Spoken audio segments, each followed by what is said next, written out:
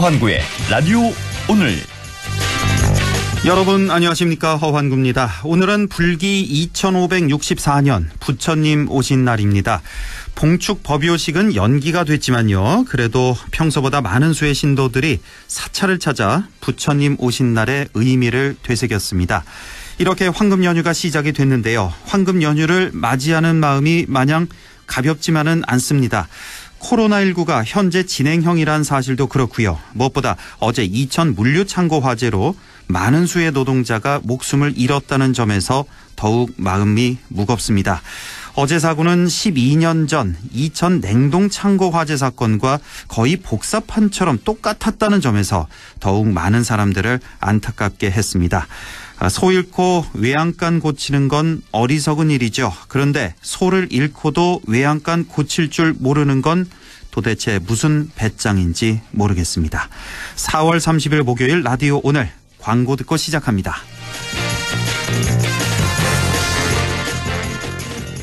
사장님, 우리 회사도 검진이지로 바꿔주세요. 이제부터 검진 업무 검진이지, 무료로 쉽지. 검진이지. 직원들도 행복한 게 검진이지, 무료로 쉽지. 편하네. 검진이지. 건강검진 업무가 쉬워지는 무료 솔루션 검진이지. 오래 쓰는 세단기는 뭘까? 오래 쓰는 코팅기는 뭘까? 45년 사무기기 전문가니까 오래 쓰는 사무기기 카피어랜드랍니다. 맑은 공기가 집 안으로 들어오니까 청정, 나쁜 공기를 집 밖으로 내보내니까 환기. 공기청정과 환기를 동시에 하니까 청정환기. 이제 창문 닫고 환기하세요. 청정환기 시스템을 나비앤하우스에서 만나보세요. 드라이브스루 다음 손님. 기아차 주세요. 기아차 나왔습니다. 와, 얼마예요? 계산 도와드릴게요. 1년 뒤에. 네? 기아 자동차는 1년 먼저 테이크아웃이 가능합니다. 계산은 내년부터 36개월 저금리 혜택으로. 기아차 희망 플랜 365 프리. 4월 30일까지 세부 내용 홈페이지 참조. 알러지엔 지르텍. 훌쩍훌쩍 알러지엔, 간질 알러지엔, 애취 알러지엔, 알러지엔 지르텍. 하루 한 알 지르텍. 약국에서 찾으세요. 봄이 오면 활짝 피어나는 것은?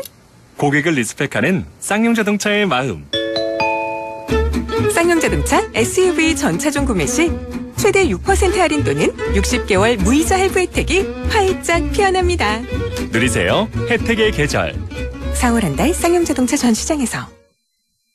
네, 라디오 오늘 목요일 순서 시작합니다. 1부 이인철의 시사 경제 함께 하겠고요. 2부 이슈 오늘에서는 부처님 오신 날을 맞아서 안동 봉정사 주지 도륜 스님을 연결해서 부처님 오신 날의 의미에 대한 얘기 나눠보겠습니다. 이어서 김성수 문화평론가와 함께하는 시간 세상 읽기 이어가겠습니다. 자, 라디오 오늘 생방송 놓치신 분들 유튜브로도 다시 들으실 수 있습니다. 많은 애청 바랍니다.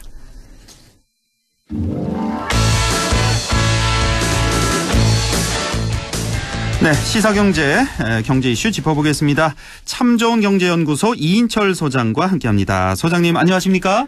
네, 안녕하세요. 네, 오늘 긴급 재난지원금 얘기부터 해보겠습니다. 요즘 하도 뉴스에서 많이 나와서 대부분 다 아실 텐데 다시 한번 확인 차원에서 얘기를 해보겠습니다.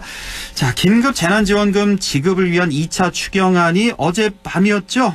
국회를 통과했는데 그러면 이제 벌써 다음 주부터네요. 이르면 다음 주, 다다음 주 이렇게 지급이 되겠습니다. 그렇습니다. 이 참 우여곡절을 겪었습니다. 이 4인 가구 기준 최대 100만 원을 이제 모든 국민에게 지급하는 것을 골자로 한 긴급재난지원금 이 추가 경정 예산안이 이제 국회 본회의를 어젯밤 늦게 통과를 했습니다. 예. 자, 이에 따라서 이제 모든 국민은 재산이나 소득에 관계없이 대한민국 국민이라면 받으실 수가 있고요. 네. 재난을 이유로 전 국민이 어떤 정부 차원의 지원금을 받는 것은 역대 처음 있는 일입니다. 처음이죠. 역사상 처음. 예. 그렇습니다. 이르면 다음 달 4일부터 이제 취약계층을 시작으로 해서 재난지원금이 지급이 되고요. 예. 또 나머지 일반 국민의 경우에는 5월 11일부터 신청을 받은 뒤에 이틀 뒤인 13일부터 지급하겠다라는 목표인데 네. 일단 전 국민 지급이 되면서 예산이 조금 늘어났습니다. 지방비를 포함하게 되면 14조 한 3천억 원 상당. 네.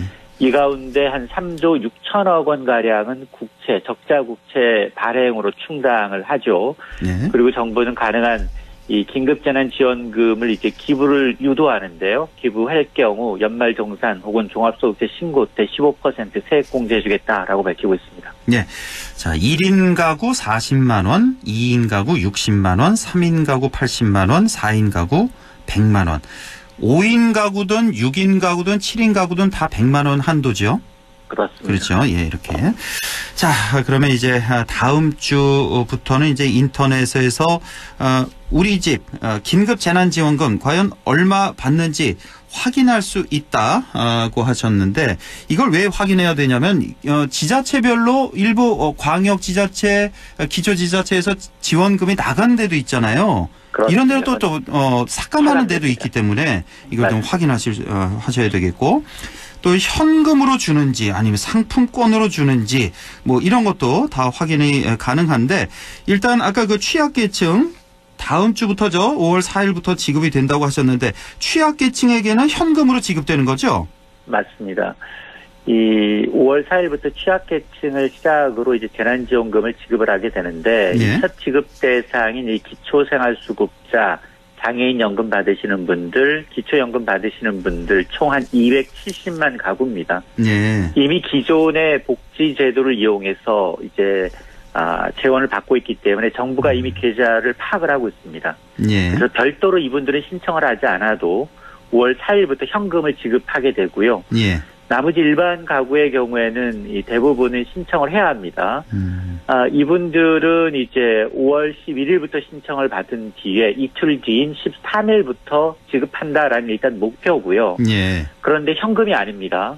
취약계층은 이제 이 현금을 드리지만 예. 일반 국민들의 경우에는 지역사랑 상품권, 전자화폐, 뭐 신용카드나 체크카드 포인트 내지는 선불카드 등으로 하나를 선택해서 지원금을 받으실 수가 있습니다. 우리가 선택을 하는 거죠. 이 신청을 할 때 난 이걸로 맞습니다. 뭐 카드로 받겠다, 상품권을 받겠다. 우리가 맞습니다. 신청을 하는 거고. 예. 예를 들어서 뭐 신용 체크카드를 신청을 할 경우에는 이 현금처럼 쓸 수 있는 포인트가 충전이 됩니다. 네. 그래서 사용 가능한 업종 지역에서 카드를 결제하게 되면 긴급재난지원금이 우선 차감되는 방식입니다.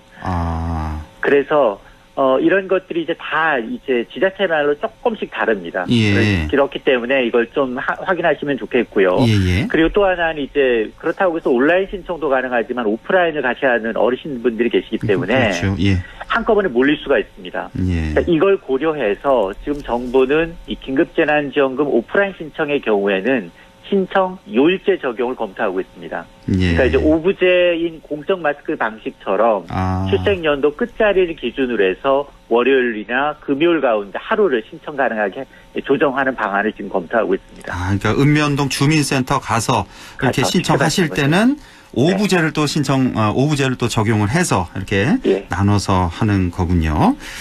그러니까 보통 이제 온라인으로들 많이 신청하실 것 같은데 온라인으로 신청하실 때 이제 내가 선택한다는 거죠. 이제 카드나 뭐 상품권 내가 신청을 하면 선택을 해서 신청을 하면 보통 이제 카드로 많이 신청하실 것 같은데 맞습니다. 그 대부분 기존에 신용카드의 경우에는 직장인들의 경우는 7월까지 이제 신용카드 소득공제 확대해주는 부분도 있기 때문에 카드에다 포인트를 얹게 되면 그 포인트를 쓰고 먼저 공제되는 방식입니다. 그래서 직장인들의 경우에는 5월 11일부터 카드사 홈페이지를 통해서 온라인으로 신청하면 되고요. 그러면 이제 18일부터는 카드사와 연계된 은행 창구에서 뭐 오프라인 신청도 가능하다고 합니다. 그렇군요. 그러니까 나는 카드로 받겠다 하시는 분들은 카드사 홈페이지 가서 신청을 하시면 예를 들어 뭐 100만 원을 포인트를 받았다 그러면 이 돈부터 차감돼서 사용이 되는 거군요. 맞습니다. 예. 자, 그리고 또 이번 이제 긴급 재난지원금을 두고 기부에 대해서 또 말이 많은데 기부를 이걸 어떻게 하게 되는지 이거 다시 한번 좀 확인했으면 좋겠습니다. 일단은 이 긴급 재난지원금 나는 안 받겠다. 신청을 안 하시면 자동 기부되는 건 이제 다 아실 것 같고요. 그다음에 신청할 때 내가 만약에 이제 100만 원 받는데 나는 30만 원은 기부하겠다. 50만 원은 기부하겠다. 일부를 기부할 수도 있는 거고 이렇게 되는 건가요? 맞습니다. 그러니까 이제 일단은 긴급재난지원금을 기부하게 되면 이제 연말정산이나 종합소득세 신고 때 세액공제를 받으실 수가 있는데 예.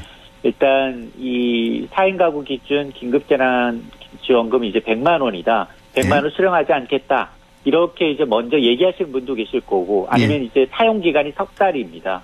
신청 기간이 석 달이다 보니까 신청 기간 내에 신청을 하지 않았다. 이것도 자발적 기부로 간주한다는 겁니다. 예. 자, 이 경우에 이제 연말정산 때 15% 세액 공제를 해주는데 근데 말씀하신 것처럼 4인 가구 기준 100만 원이지만 예를 들어서 나는 30만 원은 기부하고 70만 원 받으실 수도 있고요. 전액 기부하실 수도 있고요. 그거는 이제 본인이 선택할 수 있습니다. 대신에 이렇게 이 긴급재난지원금 기금을 받았는데 이걸 어떻게 활용할 거냐? 이걸 정부는 이 코로나19 위기 대응 고용안정대책사업 재원으로 쓰겠다라는 겁니다. 그러니까 이 돈을 이제 고용보험 기금 수입으로 처리가 돼서 이제 이 기부금을 모집한 만큼 나중에 고용보험 기금 재원 보존을 위해서 이제 국채 발행할 때 좀 적자 국채 발행을 좀 줄일 수 있기 때문에 그만큼 국가 빚이 줄어드는 효과가 있습니다. 그렇군요. 아마 이 기부를 하시는 분들도 꽤 많이 계실 것 같습니다. 특히나 이제 고소득층에서 많이 기부하실 것 같은데 그러니까 기부를 100만 원 전액을 기부하면은 연말에 16만 5천 원을 돌려받을 수 있는 거죠. 맞습니다. 연말정산을 해서. 그리고 만약에 100만 원을 기부 안 하고 그냥 다 받겠다 하시는 분들은 이 100만 원이 또 소득으로 잡히는 거죠. 잡혀서 나중에 이제 또 세금으로 또 환급을 또 해야 되는 거고 그게 한 40% 정도 되는 거죠. 소득세에서 또 합산이 되니까. 아닙니다. 이거는 저희 긴급재난지원금은 소득으로 잡히지는 않습니다. 아, 잡히지 않습니까? 예. 이거는 지원금이기 때문에 국가에서 지급하는 지원금이기 때문에 소득이 아닙니다. 아, 그렇군요. 예, 그건 생각하지 않고 이제 나중에 이제 기부금 이것만 생각하시면 되겠네요. 네네. 알겠습니다. 자, 다음 얘기를 좀 해보죠. 글로벌 금융위기 직후인 2009년에도 그 당시에도 줄지 않았던 국내 직장인 수가 최근 코로나 불황에 사상 처음으로 줄었다고요? 그렇습니다. 이 코로나로 인한 이제 고용시장 충격이 가시화되고 있는데요. 사상 처음으로 국내에서 이제 일자리가 줄어들고 있습니다. 고용노동부에 따르면 이 지난달 1인 이상 사업체 전체 이 종사자 수가 1,827만여 명인데 1년 전에 비해서 22만 5천 명, 1.2%가 줄었습니다. 이건 관련 통계가 작성되기 시작한 2009년 6월 이후 처음인데요. 그러면 지난달에 어떤 일자리들이 줄었느냐? 주로 이제 일자리가 많이 불안정한 임시직, 일용직, 특수고용직, 이 영세사업체, 대면 서비스 업종입니다. 그러니까 이제 사회적 거리두기로 인해서 대면 서비스가 힘들어지다 보니까 고용이 많이 흔들렸다라는 건데요. 음식 숙박업, 교육 서비스업, 예술 스파츠, 여가 이런 분들이 많이 일자리가 사라졌습니다. 그리고 가장 이제 많은 직장인들이 몰려 있는 이 제조업 전체 산업의 한 20% 정도 비중을 차지하는데 제조업 종사자도 11,000여 명, 2개월 연속 감소세입니다. 그래서 정부가 10조 1,000억 원 규모의 이 3차 추경 준비하고 있죠. 일자리 안정 패키지를 발표를 했죠. 이 고용 유지 기업에 대해서는 인센티브를 제공하는 데 발표를 했습니다만 과연 이제 고용 쇼크를 얼마나 줄일 수 있을지는 좀 지켜봐야겠습니다. 자, 출산율이 계속해서 떨어진다는 얘기 다들 알고 계실 텐데 지금 넉 달째 인구가 줄어들고 있다면서요? 그렇습니다. 사망자가 이 출생아 수보다 더 많아졌습니다. 이런 흐름이 넉 달째 이어지고 있는데요. 통계청의 자료를 보니까 2월 중 이 출생아 수는 22,800여 명에 그쳐서 1년 전에 비해서 11.3%가 감소했습니다. 관련 통계 작성되기 시작한 1981년 이후 2월 기준 가장 적은 수치고요. 같은 기간 사망자 수는 오히려 10.9%가 더 늘었습니다. 25,400여 명. 자, 이러다 보니까 출생아 수에서 사망자 수를 뺀 인구 자연 증가율은 마이너스 2,565명이 줄어든 겁니다. 자, 이러다 보니까 우리나라는 지난해 합계 출산율이 0.92명까지 떨어져서 OECD 36개 회원국 가운데 출산율 제로인 유일한 국가인데요. 예. 자, 문제는 올해 인구가 자연 감소로 돌아서게 되면 데드 크로스가 현실화되면 노동시장 충격은 피할 수 없어 보이고 이러다 보니까 외신에서는 영국의 옥스퍼드 대학에서는 지난 2006년부터 지구상에서 가장 먼저 사라질 국가로 한국을 꼽고 있습니다. 아, 그렇습니까? 현 추세대로라면 한국은 2100년도에 인구가 2900만 명. 현 수준을 반토막이 나고요. 예. 또 오는 2750년에는 지구상에서 한국은 인구 소멸이 될 것이다. 라는 끔찍한 분석을 내놓고 있습니다. 그렇군요. 어쨌든 지난 2월 인구 자연 증가분 2,500여 명이 감소했다는 소식입니다. 이렇게 인구 자연 감소는 하고 있지만 우리나라 총 인구는 아직 줄고 있지는 않죠. 뭐 이민자도 있고 뭐 귀화자도 있고 이렇기 때문에 예. 맞습니다. 알겠습니다. 자, 어제 저희 부동산 매거진 시간에 공시가격 좀 다뤄봤는데 이 아파트 공시가격이 급등하면서 깎아달라는 요청 그동안 쇄도를 했었는데 이 받아들여진 경우는 아주 극소수에 불과하다고요. 그렇습니다. 이게 공시가격은 이 종부세 등 이 재산세, 각종 세금을 부과할 때 기준이 됩니다. 예. 올해 이 전국 공동주택 공시가격이 지난해보다 5.98%가 증가를 했고요. 예. 서울의 경우는 14.73%가 올라서 가장 상승폭이 컸습니다. 자, 그러다 보니까 공시가격 깎아주십시오라는 요청이 37,000여 건, 지난해보다 30% 이상 급증해서 역대 두 번째로 많았습니다. 하지만 이제 진짜 실제로 수용된 의견, 깎아준 의견은 2.4%만 수용이 됐습니다. 네. 지난해 20% 넘게 수용됐다라는 걸 감안하게 되면 거의 뭐 수용되지 않은 것과 마찬가지인데요. 예. 공시가격은 이미 이제 이 부동산 공시가격 알림이 사이트에서 지금 한 달 동안, 어제부터 한 달 동안 열람이 가능합니다. 예. 이 가격에 대해서 이의가 있다면 다음 달 29일까지 이의 신청이 가능한데, 네. 그러나 지금 현 이 상황을 감안하게 되면 정부가 이의 신청도 받아들이지 않을 가능성이 굉장히 높습니다. 예. 자, 오늘 말씀 여기까지 듣죠. 참 좋은 경제연구소 이인철 소장이었습니다. 고맙습니다. 네, 고맙습니다. 네, 라디오 오늘 잠시 후 2부에서 뵙겠습니다.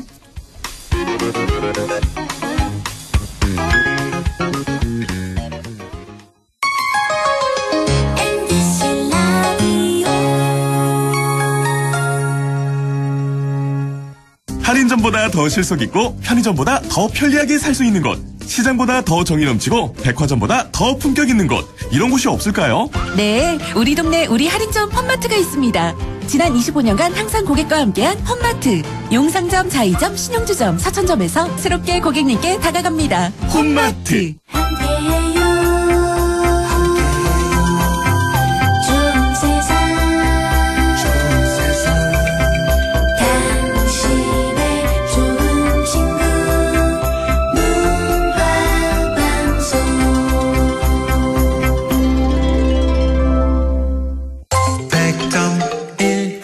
라디오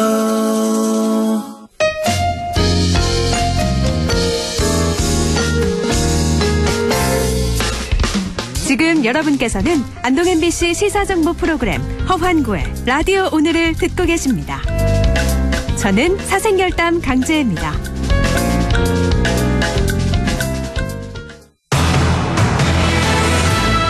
네, 6시 23분 59초 지나고 있습니다. 이슈 오늘 시작하죠. 오늘 불기 2564년 부처님 오신 날입니다. 예년 같으면 연등 행렬이 지나가고 많은 불자들이 가까운 사찰을 찾아서 봉축 법요식에도 참석을 하고 할 텐데요.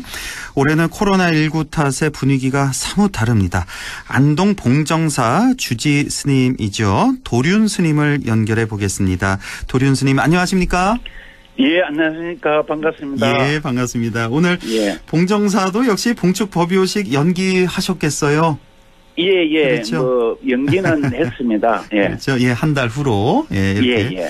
아마 모든 사찰이 다 연기한 걸로 제가 알고 있는데 맞죠? 예, 전국의 모든 사찰이 그렇죠. 그렇게 하고 있습니다. 예, 좀 기분이 많이 좀 씁쓸하시겠어요. 왜냐하면 이제 오늘이 이제 1년 중에 가장 기쁜 날이고 예, 예. 잔칫날이잖아요. 예, 예. 그렇죠. 좀 많이 씁쓸하시겠어요, 기분이?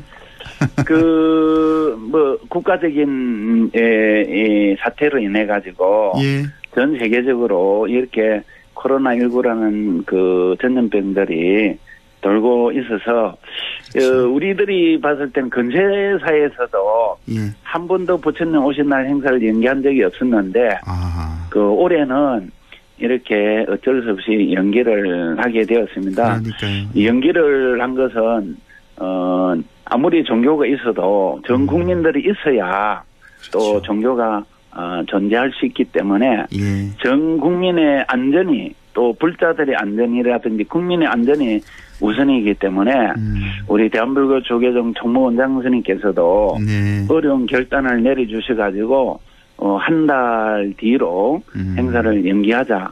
또 공교롭게도 마침 윤달이 들어오는 해인데 그것이 그 윤달이 윤4월입니다. 예.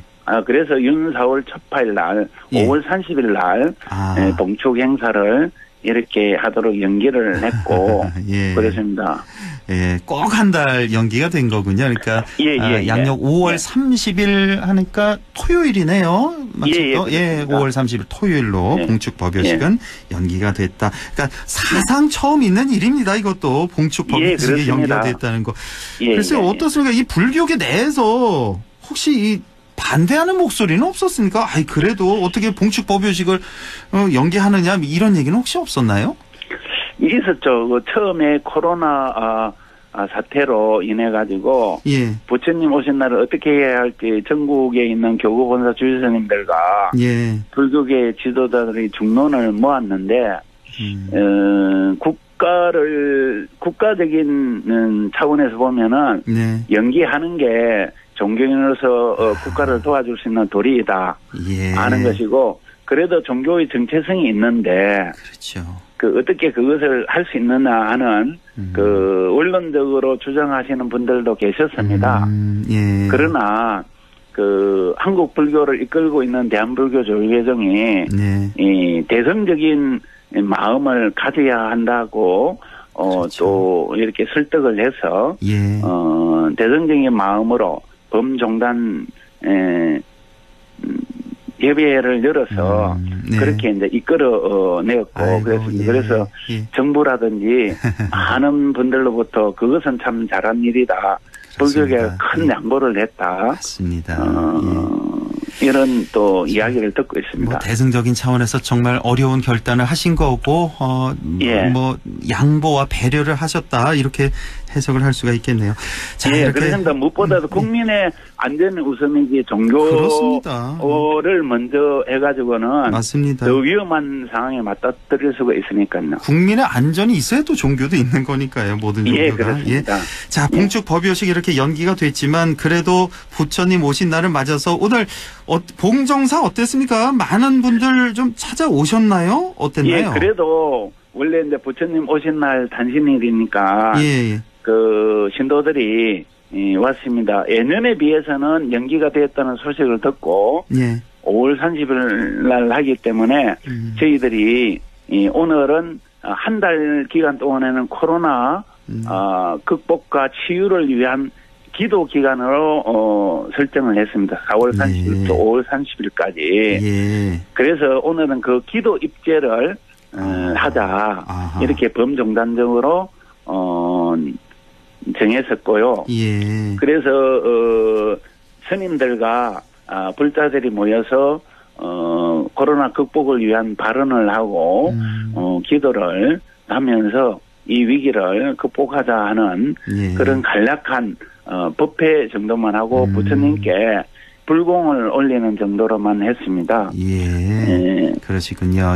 그리고 봉축 법요식은 연기됐지만 많은 분들 그래도 찾아오셨고 또 방역 대책은 또 확실하게 또 하셨잖아요. 봉정사에서도. 그렇습니다. 그래서 저희들이 어제부터 시작을 해서 오늘 아침까지 각 정각 법당 주변을 소독을 하고 또 신도들이 있는 의자라든지 이런 것도 다 소독을 해서 사회적 거리두기 1m 의자도 마당에다가 의자를 펼쳐서 멀찍이 이렇게 떨어져 앉아서 마스크를 쓰고 하고 손소독제도 비치를 하고 철저하게 감염을 걸리지 않도록 예방을 최대한 다했습니다. 아유, 정말 잘하셨습니다. 애쓰셨고요.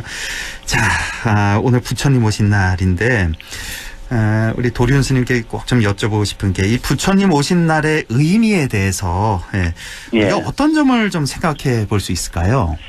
그 부처님이 이 세상에 탄생하신 것은 이 일체고 덕구경락이라고 해서 일체의 고통으로부터 벗어나서 열반의 깨달음을 이루게 한다 하는 그런 의미가 있습니다. 그러니까 우리 사바세계에 고통받는 중생들을 구제하기 위해서 이 땅에 내려오셔서 대자비심으로 우리 중생들을 가르쳐주고 이끌어주기 위해서 이 땅에 오셨던 것들이죠. 그래서 이제 부처님이 이렇게 깨달음을 이룬 것은 중생을 위한 이 일체고 덕구경락이라고 하는 열반의 즐거움, 해탈의 즐거움, 이 아름다움을 중생들에게 실제로 보여주기 위해서 고행도 하시고 수행도 하시고 그렇게 하셨죠. 그래서 부처님께서는 길에서 태어나셔서 길에서 수행을 하시고 길 위에서 돌아가셨습니다. 그것은 평생을 부처님을 우리 중생들을 위하는 큰 자비심이 있기 때문에 중생들을 위하는 마음으로 길에서 힘들고 괴롭거나 마음에 위안을 찾으려는 사람에게 법문을 통해서 수행을 통해서 깨달음을 가르쳐주기 위해서 이 땅에 오신 것이죠. 그렇군요. 그 마음을 우리 중생들도 다 받아들여서 나보다는 남을 위하는 그런 대자비심을 갖는다면 이 코로나, 이 국난 반드시 극복되지 않겠습니까? 빠른 시일 내에. 그렇죠. 예. 자, 봉정사 하면 유네스코 세계유산으로 등재된 거 아마 우리 지역분들 다 알고 계실 텐데요. 이게 2년 전이죠? 2018년? 그렇죠? 예, 18년에 이제 등재가 됐는데 자, 혹시나 모르시는 분들을 위해서 봉정사가 어떤 사찰인지 설명을 좀 부탁드릴게요. 예, 봉정사는 672년에 창건이 되었습니다. 그래서 굉장히 신라 고찰이죠. 신라 문무왕 12년에 의상대사의 제자인 능인스님께서 저를 창건을 하셨습니다. 능인스님께서 천등산에서 정진을 하고 너무 정진을 잘하니까 하늘에서 등불을 보내서 그 동굴을 불을 밝혀 주었습니다. 그래서 산 이름을 하늘 천자 등불 등자해서 하늘에서 등불을 내린 산이다. 이렇게 하고 그 절 이름을 봉정사, 봉황이 머물고 있는 절이다 해서 능인 스님이 창건을 한 사찰입니다. 그 봉정사가 그러니까 봉황 봉자에 머무를 정자 그래서 봉정사군요. 예. 그리고 또 봉정사에는 또 여러 가지 또 국보라든지 뭐 여러 가지 또 보물도 많이 있죠. 예, 그렇습니다. 저희들이 국보 2점을 비롯해서 보물이 6점이 있고 지방문화재 5점 내가지고 모두 13점의 문화재가 있습니다. 그래서 봉정사가 13점이 있다는 것은 봉정사에 들어와서 이렇게 둘러보면은 눈에 보이는 모든 것은 국보나 보물이나 지방문화재, 문화재 아닌 것이 없을 정도이고, 그래서 고려 시대에서부터 조선 후기까지 살아있는 건축 양식을 각 시대별 건축 양식을 한눈에 볼 수 있는 살아있는 건축 박물관이다 이렇게 이야기를 하고 있습니다. 그래서 그런 의미에서 가장 사찰의 원래의 모습을 잘 간직한 신라 천년 고찰이기 때문에 세계 문화유산으로 선정이 되었던 것들이죠. 봉정사 하면 가장 오래된 목조 건물 극락전 많이들 예. 알고 계실 테고 또 대웅전도 이 두 가지가 이제 국보로 돼 있는 거 알고 있는데 이거 말고도 모두 10석점의 문화재가 있다는 거. 살아있는 건축 박물관이라는 그런 표현까지 해주셨습니다. 최근 봉정사의 가치와 기록이라는 단행본이 또 발간됐다고 들었는데요. 이건 어떤 책입니까?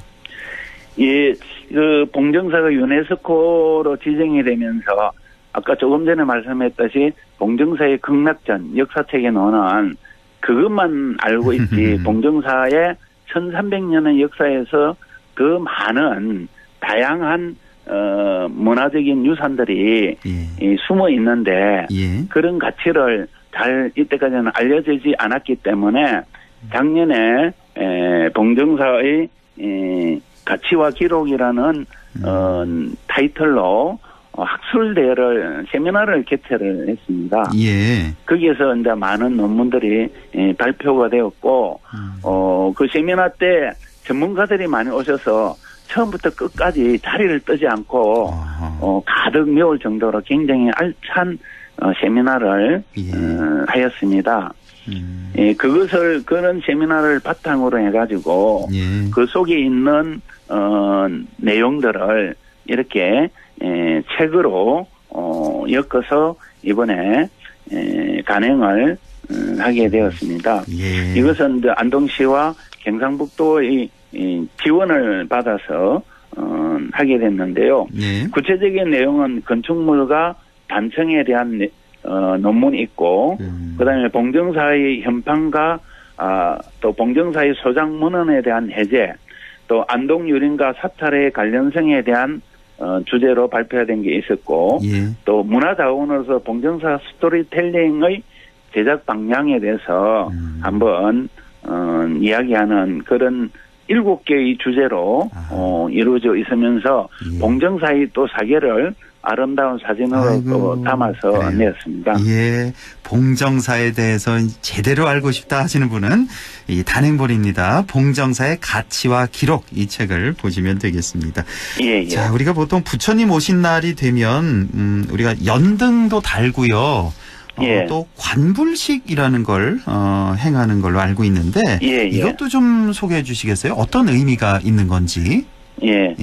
연등이라고 하는 것은 불을 밝힌다고 하는 것이 연꽃에 등불을 밝힌다고 하는 것인데 어둠 속에 빠져 있거나 탐내거나 성내거나 불평분만이 가득한 이 마음을 등불을 밝혀서 밝은 마음으로 이 세상을 어둠을 물리치고 세상을 맑고 향기롭게 만들고자 한다는 의미로 밤에 등불을 연꽃의 등불을 밝히는 것들이죠.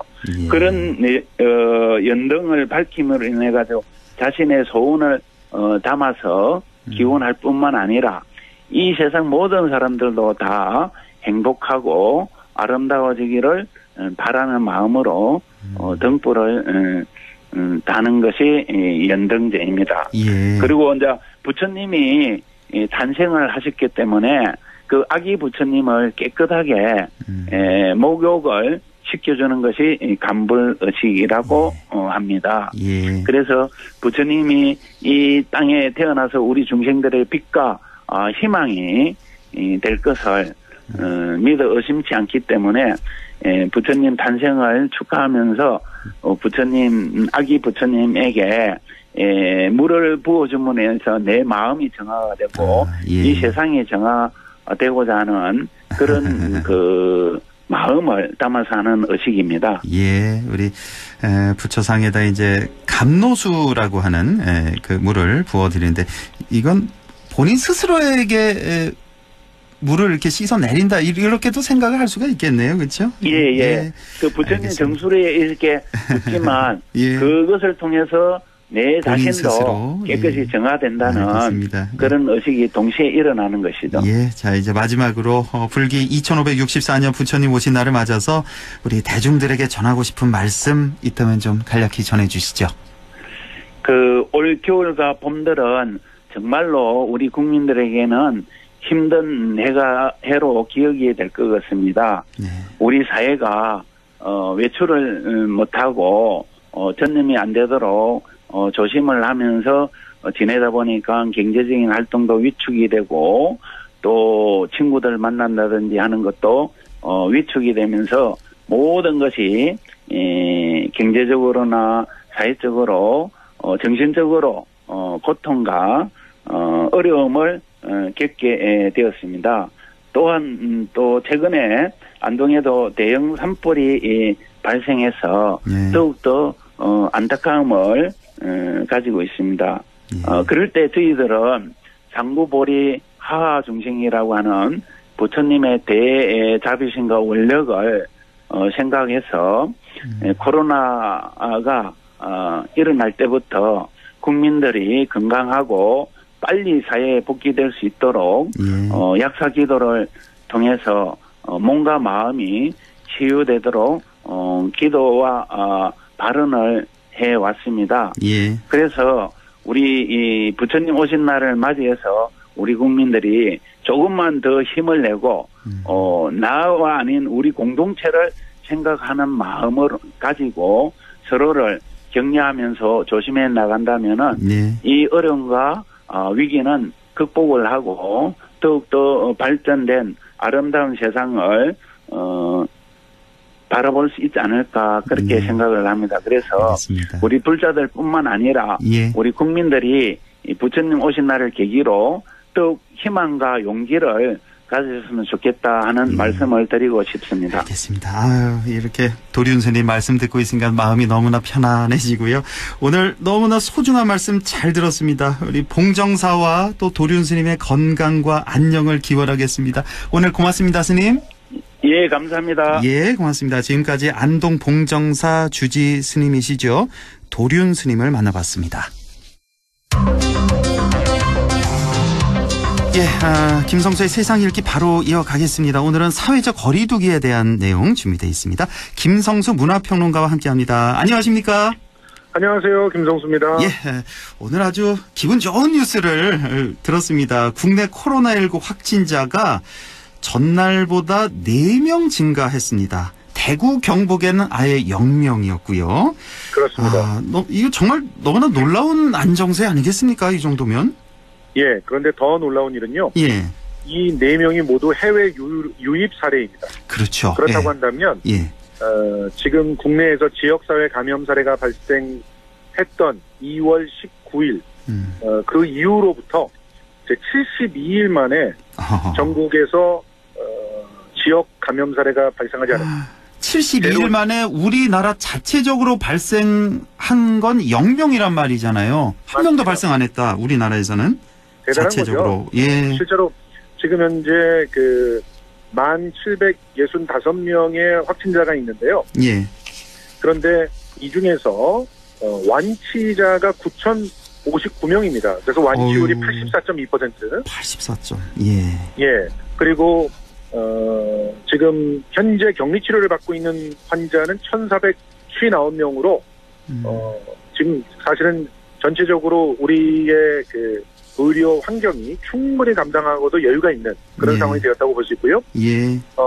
지금 사망자가 1명 늘었어요. 그래서 누적 사망자가 247명. 그래서 지금 전체 환자 대비 그 치사율도 안정적으로 관리가 되고 있는 그런 상황입니다. 그렇습니다. 그리고 무엇보다도 지금 지난 18일 때 신규 확진자 수가 10명대로 감소를 했잖아요. 그리고 지금까지 계속 한 자릿수와 두 자릿수를 오가면서 안정적인 추세를 이어가서 그래서 최저치인 4명에 도달한 그런 기록이었기 때문에 더더욱 기분 좋은 기록이 아닌가 이렇게 생각이 듭니다. 저도 이 코로나가 발생한 이후에 매일 하루에도 몇 번씩 세계 현황 이거를 확인을 하고 있는데 점점 우리나라 순위가 처음에는 중국 다음으로 있었잖아요. 맞아요. 한 칸 내려오면서 지금 몇 페이지를 넘겨야 우리나라를 찾을 수 있을 정도가 됐는데 이건 정말 우리 모든 국민들의 이런 합심에 도움이 있었기에 가능했고 이것에 대해서 문재인 대통령도 그렇고 또 권준욱 중앙방역대책 부본부장도 그렇고 정부 관계자들 모두 국민들께 지금 경의를 표하고 있잖아요. 이건 너무나 당연한 것 같아요. 예, 맞습니다. 문재인 대통령께서 이제 SNS에 72일 만의 코로나19 국내 확진자 0명, 총선 이후 14일간 선거로 인한 감염 0명, 예. 대한민국의 힘, 국민의 힘입니다라는 글을 올렸고요. 예. 그리고 또 권준욱 중앙방역대책본부 본부장도 정례 브리핑에서 국민들 한 분 한 분이 강력한 사회적 거리두기에 적극 참여해 주시고 일선 의료진들이 진료에 철저를 기하면서 환자 관리에 만전을 기한 덕분에 이런 놀라운 성과가 나왔다. 이런 시기에 다량의 검사가 가능했던 것도 큰 역할을 했고 개별 사례를 철저히 확인하고 추적 관리하는 그 방역 대책의 기본을 충실히 이행해준 일선의 지자체의 노력도 영향을 줬다. 이렇게 정말 겸손하게 공을 돌렸습니다. 예. 윤태호 중앙사고수습본부 방역총괄반장도 불편함과 어려움을 감수하고 사회적 거리두기에 적극적으로 동참해 주신 국민 여러분들의 노력이고 의료진들의 헌신과 자원봉사자들의 노력으로 이루어진 성과다. 이렇게 치하를 했고요. 물론 지속적인 경계도 당부를 했습니다. 권준욱 부본부장이 오늘을 시작으로 긴 연휴가 이어진다. 그래서 대응하기 어려운 며칠이 되는데 몸이 조금이라도 이상하면 외출을 삼가해야 되고 가급적 여행을 자제하시되 가야 된다면 최소 규모로 이동하시고 단체 식사는 좀 피해달라. 이렇게 당부를 했습니다. 그럼요. 예, 꼭 지켜야 됩니다. 예. 자, 그런데요. 이 뭐 총선 얘기 잠깐 하셨는데 사실 저도 지금 기억나는 게 그 총선 전부터 1, 2주 전부터 이 확진자가 확 줄었잖아요. 그래서 제 기억으로는 그 통합당의 김종인 당시 그 위원장이 이런 얘기도 했어요. 이거 총선 앞두고 이거 검사 수 줄여서 확진자 준 거 아니냐 이런 얘기까지 나돌 정도였는데 그런데 뭐 완전히 증명이 됐습니다. 총선 이후에 점점 숫자가 줄어들어서 이렇게 안정된 모습 보이는 거 정말 기적 같지 않습니까? 오늘 이 기록이 의미 있는 게 바로 총선 실시 후 14일 지났기 때문에 더욱더 의미가 있는 겁니다. 그렇습니다. 이게 무슨 의미냐면 총선을 3천만 가까운 사람들이 한꺼번에 움직이면서 투표소라고 하는 곳에 밀집되게 모이는 그런 상황을 겪었잖아요. 그럼에도 불구하고 선거를 통해서 나온 확진자가 제로입니다. 그것은 그만큼 우리가 철저하게 방역 선거라고 하는 그런 시스템을 만들어서 전 세계에서 아무도 안 해본 거거든요. 그렇습니다. 그것을 만들어서 실시를 하고 그리고 또 국민 한 분 한 분이 다 그걸 잘 지켜서 성공을 했다라고 하는 의미거든요. 그렇기 때문에 정말 자부심이 생기는 그런 소식이라고 볼 수 있고요. 그리고 말씀하신 대로 사실 저는 정치인들이 이런 식으로 국민들을 불안하게 만들고 공포심을 심어줘서 자신의 어떤 정치적 이득을 취하려고 하는 그런 짓들을 했다는 게 굉장히 괘씸하고 불쾌합니다. 실제로 그래서 이 부분에 대해서 정치인들이 책임을 져야 된다고 저는 생각을 하는데요. 일부러 검사 숫자를 줄여가지고 확진자를 숨기고 있다라고까지 주장을 했었죠. 그러니까요. 그래서 총선이 끝나고 난다면은 기하급수적으로 확진자가 늘어날 거라고 사실상 이건 저주라고 봐야 됩니다. 그런 발언들까지 했는데 이 발언에 대해서 책임을 져야 된다고 생각을 합니다. 그런데 국민들은 정말 놀랍게도 자기 스스로가 다른 사람에게 피해를 주지 않게끔 최선을 다해서 이 거리두기를 지켰고요. 그 결과로 어떻게 보면은 그런 식의 공포로 정치를 해왔던 사람들에게 이제 콘텐츠와 정말 제대로 된 대안으로 정치를 해야 된다는 걸 몸으로 보여주셨어요. 그렇죠. 그런 측면에 정말 더 기쁜 그런 소식이라고 볼 수 있고요. 이번에 총선 투표율이 무려 66.2%였습니다. 이렇게 28년 만에 최고치를 기록하는 만큼 놀라운 투표율을 보이고도 제로가 나왔다는 거. 그러니까요. 이것은 그야말로 그 시민의식이 전 세계 최고 수준에 이르렀다라고 하는 것을 입증해준 사례였고 우리가 기억을 해야 되지 않을까 생각합니다. 뭐 다른 나라와 너무나도 비교가 되니까요. 이번에 코로나 때문에 40개국 넘는 나라에서 이 선거를 미뤘다고 하잖아요. 이런 상황에서 우리나라는 아주 용감하게 정상적으로 선거를 치렀고 단 한 명의 감염자도 나오지 않았다는 거. 자, 이쯤 되면 이제 뭐 우리나라의 이 방역 선거 노하우 전 세계에서 좀 배워가고 있고요. 또 배워가야 하지 않겠습니까? 그렇습니다. 지금 미국 같은 경우 보세요. 코로나 확진자의 증가세가 꺾이지도 않았는데, 뭐 시위하고 나와서 정부의 방침을 일부러 어기고 그러면서, 또다시 확진자가 계속 늘어나고 너무 시체들이 많아서 이번에 뉴욕시에서 시체들을 쌓아놓은 트럭이 발견되게 돼서 충격을 주기도 했어요. 예, 봤습니다. 예. 그러니까 선거를 치를 수가 없는 거거든요. 이거는 그렇죠. 시민의식이 낙후돼 있다고밖에 볼 수가 없습니다. 예. 영국에서도 지방선거를 1년 미뤘죠. 프랑스에서 지방선거 2차 투표를 6월로 연기를 했죠. 이러면서 외신들은 한국이 이 상황에서 투표를 진행한다고 하면서 전부 지켜봤었는데 맞습니다. 이제 그 미국도 대통령 선거 치러야 되지 않겠습니까? 예. 그리고 또 홍콩, 싱가포르 치러야 되겠잖아요. 예. 한국의 투표를 따라 할 수밖에 없게 됐다라고 외신이 보도하고 있고요. 예. 그리고 특히 싱가포르랑 우리나라 비교하면서 일부 언론에서 싱가포르를 따라야 된다. 그래서 우리가 선제적으로 중국을 막지 않아가지고 싱가포르는 잘 성공했는데 우리는 실패했다라고 보도했던 언론들도 이제는 사과를 해야 되지 않을까 생각이 됩니다. 예. 싱가포르는 다시 확진자가 늘어나면서 우리나라를 오히려 지금 능가하게 됐어요. 사실상 580만밖에 안 되는 곳에서 그러니까요. 7,000명이 넘는 확진자가 나왔습니다. 예. 이런 걸 보면 사실 그 나라 대만이나 싱가포르가 민주주의 국가라고 생각하는 사람은 아무도 없습니다. 거기는 사실은 강력한 전제주의를 통해서 국민들을 통제함으로써 겉으로만 숫자를 높게 해왔던 거거든요. 예. 그런데 대한민국은 국민들의 자발적인 선택을 보장하면서 이런 놀라운 성과를 거둬왔습니다. 그렇기 때문에 이것은 정말 비교되는 상황이 아닌가 생각이 듭니다. 예, 그렇습니다. 아유, 저 일본 얘기도 좀 하고 싶은데 시간이 다 돼서 오늘 말씀 여기까지만 듣겠습니다. 고맙습니다. 고맙습니다. 예, 지금까지 김성수 문화평론가였습니다. 예, 날씨 알아보죠. 김도연 캐스터 전해주세요. 네, 4월 말이라 하기에 날씨가 많이 앞서갔는데요. 5월로 들어서는 내일은 상대적으로 따뜻하고 습한 공기가 강한 남서풍을 타고 유입되면서 기온이 더 오르겠습니다. 30도 안팎까지 올라가기 때문에 마스크가 좀 더 답답하게 느껴지실 수 있는데요. 그래도 옷차림만큼은 가볍게 하셔도 좋겠습니다. 대기 확산은 원활해서 공기질은 내내 양호합니다. 연휴 기간 내내 먼지 걱정은 하지 않으셔도 되겠고요. 그리고 일요일에는 곳곳에 비 예보가 나와 있긴 하지만 양이 많진 않겠습니다. 일시적으로 기온이 조금 내려갑니다. 어린이날인 다음 주 화요일까지는 대체로 맑고 따뜻한 날씨 계속 이어지겠습니다. 내일 기온은 문경, 안동, 영양이 아침에 13도, 한낮에 31도 나와 있고요. 상주가 14도에서 32도 분포, 예천이 12도에서 32도, 청송이 11도에서 31도, 의성은 아침 10도, 한낮에 32도입니다. 영주봉화 12도에서 30도 나와 있습니다. 영양 현재 기온은 24도, 습도는 26%입니다.